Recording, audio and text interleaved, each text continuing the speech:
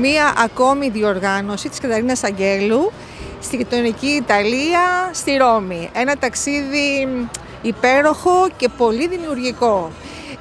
Με πολύ χαρά και με ενθουσιασμό καταφέραμε με όλη την ομάδα μας να γεφυρώσουμε το ιδεώδες του αθλητισμού με τον τομέα της πρόληψης, της ομορφιάς, της υγείας. Η Κατερίνα φημίζεται για την ποιότητα που έχουν οι διοργανώσεις της, αλλά διαθέτει και κάτι, θα έλεγα, κάτι μαγικό, με το οποίο προσελκύει πάντα την αγάπη των ανθρώπων κοντά της.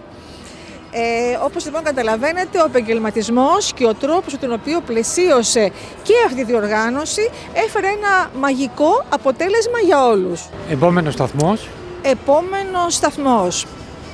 Ναι, δεν ξέρω αν πρέπει να το αναφέρω αυτό, διότι δεν έχει οριστικοποιηθεί ακόμη, αλλά τη στιγμή αυτή η Καταρίνα διαπραγματεύεται μία ακόμη διοργάνωση αντίστοιχη στον Άγιο Ιουλιανό στη Μάλτα. Αυτό είναι κάτι το οποίο θα γνωρίζουμε από την επόμενη εβδομάδα, που θα υποδεχτούμε στην Ελλάδα τους Ιταλούς επιχειρηματίες.